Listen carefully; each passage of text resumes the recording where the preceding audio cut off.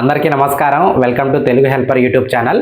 ఈరోజు మనం ఆధార్ కార్డులో నేమ్ కరెక్షన్కు సంబంధించి బ్యాంక్ పాస్బుక్తో ఎలా చేసుకోవాలి, ఏ డాక్యుమెంట్లు కావాలి, ఎలా రూల్స్ ఉంటాయి, అసలు ఫామ్స్ ఎలా ఫిల్ చేయాలి, బ్యాంక్ పాస్బుక్తో పాటు కేవైసీ డాక్యుమెంట్ ఎలా ఉంటుంది, ఎక్కడికి వెళ్ళి చేసుకోవాలి, అప్లికేషన్ ఫీజు ఎంత ఉంటుంది, అప్లికేషన్ స్టేటస్ ఎలా చెక్ చేసుకోవాలి, కంప్లీట్గా ఈ వీడియోలో అయితే చూద్దాం. సో చాలామందికి నేమ్ కరెక్షన్ సంబంధించి ప్రాపర్ డాక్యుమెంట్స్ లేకపోవడం వల్ల వాళ్ళు నేమ్ కరెక్షన్ అనేది చేసుకోలేకపోతారు. ఎగ్జాంపుల్ 10th క్లాస్ అయిన వాళ్ళ తర్వాత 10th క్లాస్లో వాళ్ళకి ప్రూఫ్స్ అయితే చేంజ్ అవుతుంటాయి. ఏజ్ క్రైటీరియా బేస్ చేసుకొని 18 ఇయర్స్ కన్నా ఎక్కువ ఉన్న వారికి PAN card, vote card, driving licence, SSC mark sheets కానీ ఇంకా అదర్ మార్క్ షీట్స్ కానీ ఇలా చాలా ఉంటాయి అన్నమాట. బట్ 18 ఇయర్స్ బిలో వాళ్ళకి చాలా తక్కువ date of birth certificate and other ration cards కానీ ప్రాపర్గా ఉండాలి. అవి కూడా నేమ్స్, ఫొటోస్ కరెక్ట్గా ఉంటేనే అవి కూడా యాక్సెప్ట్ చేస్తారు. సో చాలామందికి ఏంటంటే కామన్గా ఉన్నది ఏంటంటే బ్యాంక్ పాస్బుక్. సో బ్యాంక్ పాస్బుక్తో మనం ఎలా ఆధార్లో ఏదైతే నేమ్ కరెక్షన్ చేసుకోవాలో ఒక్కసారి అయితే ఈ వీడియోలో చూద్దాం. సో వీడియోలోకి అయితే వెళ్దాం. ఇక్కడ మీకు ఒక ఎగ్జాంపుల్ కేసు చూపిస్తున్నాను, ఒక్కసారి చూడండి. అనుంది ఆధార్ కార్డులో గుడిపెల్లి భాను అనుంది. బట్ అతనికి ఇప్పుడు నేమ్ కరెక్షన్ వచ్చి గుడిపెల్లి భానుప్రసాద్గా కావాలి. సో అతను ఈ బ్యాంక్ పాస్బుక్ ఏదైతే ఉందో, నేషనలైజ్డ్ బ్యాంక్ ఏదైనా పర్వాలేదు, బ్యాంక్ పాస్బుక్ బేస్ చేసుకొని నేమ్ కరెక్షన్ చేయాలి అంటే డెఫినెట్గా బ్యాంక్ పాస్బుక్ మీద ఫోటో ఉండాలండి. ఫస్ట్ థింగ్ ఫోటో అయితే ఉండాలి, ఓకేనా. నెక్స్ట్ స్టాంప్ ఉండాలి, ఓకేనా. స్టాంప్ ఏదైతే బ్యాంకుకి సంబంధించిన అఫీషియల్ స్టాంప్ ఉండాలి. అదేవిధంగా సైన్ కూడా ఉండాలి, బ్యాంక్ ఎంప్లాయ్ యొక్క సైన్ ఉండాలి, ఓకేనా. ఈ 3 మీరు చూసుకోండి. నేమ్ కూడా మనకి ఎలా కావాలనుకుంటున్నారో రిక్వైర్డ్ నేమ్ అయితే ఉండాలి. పాత నేమ్ ఉండకూడదు, పాత నేమ్ ఉంటే మనకు ఉపయోగం లేదు కదా. సో నేమ్ అయితే కరెక్ట్గా ఉండాలి. ఈ 4 థింగ్స్ మీరైతే చూసుకోండి కరెక్ట్గా. వన్స్ ఇది అయిన తర్వాత నెక్స్ట్ వచ్చి మనకి కేవైసీ డాక్యుమెంట్ అంటారండి. ఇక్కడ మీకు చూపిస్తున్నాను కదా కేవైసీ డాక్యుమెంట్. ఈ కేవైసీ డాక్యుమెంట్ ఎలా ఉంటుందంటే మీకు ఇది ఎలా డౌన్లోడ్ చేసుకోవాలో ఒకసారి చూపిస్తాను. దానికన్నా ముందు ఎలా ఫిల్ చేయాలో చెప్తాను చూడండి. సో కేవైసీ డాక్యుమెంట్ మీరు కలర్ జిరాక్స్ అవసరం లేదు, బ్లాక్ అండ్ వైట్ ప్రింట్ తీసుకోండి. తీసుకున్న తర్వాత నేమ్ ఎలా కావాలో అలా ఇక్కడ ఫిల్ చేయండి క్యాపిటల్ లెటర్స్లో, ఓకేనా. క్యాపిటల్ లెటర్స్లో ఫిల్ చేసిన తర్వాత ఇక్కడ ఫోటో అటాచ్ చేస్తారు కదా. సో ఫోటో అటాచ్ చేసి ఇది ఏదైతే కేవైసీ డాక్యుమెంట్ ఉందో, ఏదైతే మీకు బ్యాంక్ అకౌంట్ ఎక్కడైతే ఉందో అక్కడికి తీసుకువెళ్ళినట్టయితే ఈ ఫోటో మీద ఇలా స్టాంప్ సైన్ వేస్తారు. అదేవిధంగా కింద స్టాంపు సైన్ వేస్తారు. వేసిన తర్వాత ఎవరు? బ్యాంక్ ఎంప్లాయీస్ ఎవరైతే మీ యొక్క అప్లికేషన్ అక్కడ చెక్ చేస్తారో ఎవరైనా సరే అండి, బ్యాంక్ మేనేజర్తో సహా బ్యాంక్లో పనిచేస్తున్న ఏ అధికారి అయినా వేయొచ్చు అనమాట. సో ఇక్కడ క్లియర్గా రాస్తారనమాట, we confirm that the above mentioned customer name matches with our bank records అని చెప్పేసి ఇక్కడ చూపించినట్టుగా వారు రిటర్న్గా రాసి సీల్ సైన్ వేసి ఇస్తారనమాట. సో బ్యాంక్ యొక్క మొబైల్ నెంబరు, ఏ రోజు వేసి ఇచ్చారో ఆ రోజు డేటు. సో ఇవన్నీ కూడా ప్రాపర్గా ఉంటే ఈ డాక్యుమెంటు ప్లస్ ఇది ఏదైతే ఉందో బ్యాంక్ పాస్బుక్, ఈ 2 డాక్యుమెంట్లను మీరు మీ దగ్గరలో ఉన్నటువంటి ఆధార్ సెంటర్కి తీసుకుని వెళ్ళాలి. ఆన్లైన్లో చేంజ్ చేసుకోవడానికి అవ్వదండి, ఆధార్ సెంటర్కి వెళ్ళాల్సిందే. ఆధార్ సెంటర్కి వెళ్ళి 50 రూపీస్ అప్లికేషన్ ఫీజు అవుతుందండి. దీనికి ఎక్స్ట్రా ఛార్జ్ అయితే రూపాయి కూడా అవ్వదు. 50 రూపీస్ అప్లికేషన్ ఫీజుతోనే నేమ్ కరెక్షన్ అయితే చేసుకోవచ్చు.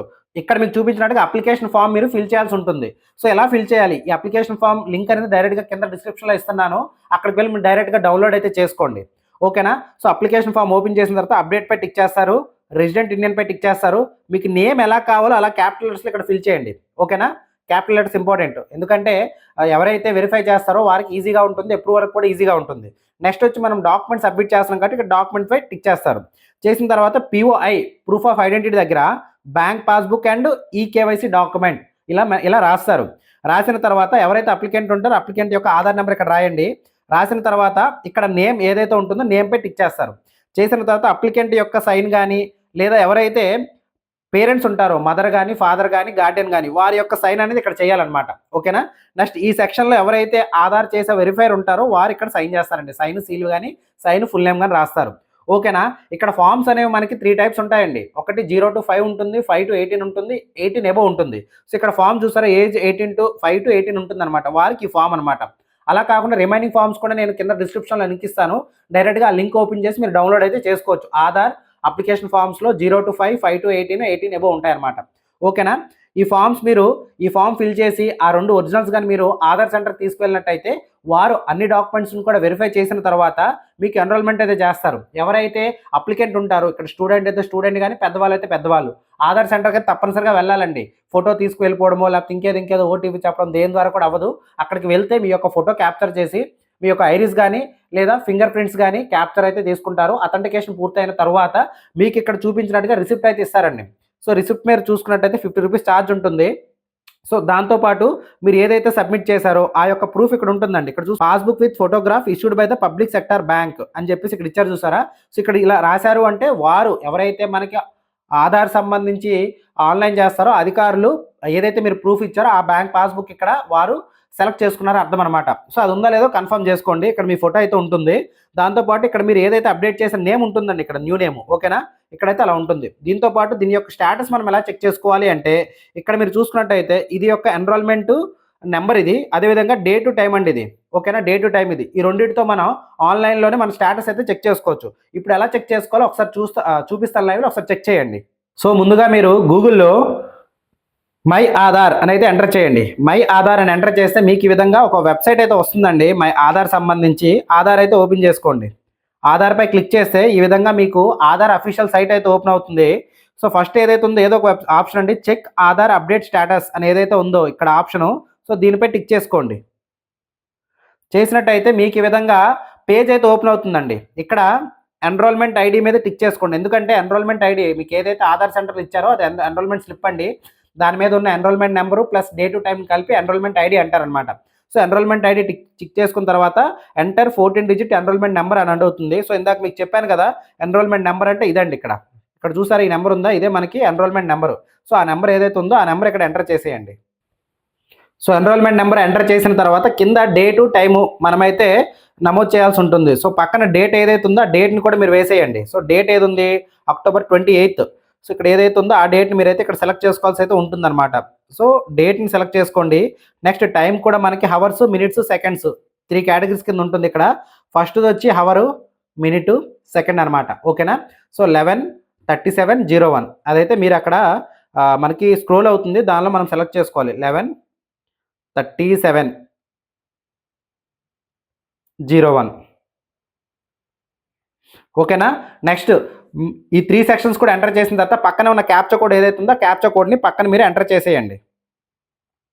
సో సబ్మిట్ పై క్లిక్ చేసినట్టయితే ఇక్కడ చూసారా your Aadhaar has been generated అని ఇలా వచ్చింది. అంటే మీ యొక్క ఆధార్ కార్డులో ఏదైతే నేమ్ కరెక్షన్ సంబంధించి రిక్వెస్ట్ పెట్టుకున్నారో అది అప్రూవల్ అయ్యిందని అర్థం. సో మీరు డైరెక్ట్గా ఆధార్ కార్డు ఆర్డర్ పెట్టుకోవచ్చు, పీవీసీ కార్డు, లేదా ఆధార్ కార్డులో మీరు పీడిఎఫ్ కూడా డౌన్లోడ్ చేసుకొని ప్రింట్ తీసుకొని లామినేషన్ చేసుకోవచ్చు. ఎలా చేసుకున్నా ప్రాబ్లం లేదు. ఈ విధంగా మీ నేమ్ కరెక్షన్ అయితే అయిపోతుంది. సో మీకు ఇందాక చెప్పాను కదా కేవైసీ డాక్యుమెంట్ మనం ఎలా డౌన్లోడ్ చేసుకోవాలి, అప్లికేషన్ ఫామ్ ఎలా డౌన్లోడ్ చేసుకోవాలి మీకు ఇప్పుడు చెప్తాను చూడండి. సో మీరు డైరెక్ట్గా ఈ లింక్స్ అన్ని కూడా కింద డిస్క్రిప్షన్లో ఇస్తాను, మీరు ఒకసారి డిస్క్రిప్షన్ ఓపెన్ చేయండి, తెలిసిపోతుంది, ఓకేనా. ఫస్ట్ ఆఫ్ ఆల్ ఏం చేస్తారంటే GSWS హెల్పర్ అని చెప్పేసి గూగుల్లో టైప్ చేయండి. ఫస్ట్ వచ్చిన వెబ్సైట్ ఏదైతే ఉందో అది ఓపెన్ చేయండి, ఓకేనా. ఓపెన్ చేసిన తర్వాత మనకి ఇక్కడ అప్లికేషన్ ఫామ్స్ అని ఉంటాయండి. సో అప్లికేషన్ ఫామ్స్పై క్లిక్ చేయండి. చేసిన తర్వాత మీకు ఇలా స్క్రోల్ చేసినట్టయితే మనకి ఆధార్కి సంబంధించి అప్లికేషన్ ఫామ్స్ అని ఉంటుంది. ఇక్కడ చూసుకున్నట్టయితే KYC document by bank manager అని ఏదైతే ఉందో సో ఇదైతే మీరైతే టిక్ చేసుకోండి.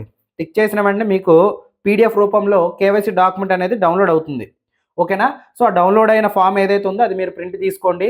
అదేవిధంగా పైనే మనకి అప్లికేషన్ ఫామ్స్ కూడా ఉన్నాయి 0 to 5, 5 to 8, 18 అబోవ్ అని చెప్పి. దాని మీద క్లిక్ చేసి ఇందాక చూపించినట్టుగా మీకు ఫామ్ అయితే ఓపెన్ అవుతుంది. బ్లాక్ అండ్ వైట్ తీసుకోండి, కలర్ అవసరం లేదు, ఓకేనా. సో ఏదైతే ఉందో KYC document by bank manager ఒకసారి అయితే రీడౌన్లోడ్ చేసి ఓపెన్ అయితే చేస్తున్నాను. సో మీకు ఇక్కడ చూపించినట్టు ఈ విధంగా ఉంటుంది. సో చెప్పాను ఇక్కడైతే నేమ్ ఫిల్ చేస్తారు, ఇక్కడ ఫోటో అటాచ్ చేస్తారు, డేట్ వేస్తారు, అంతే సరిపోతుంది.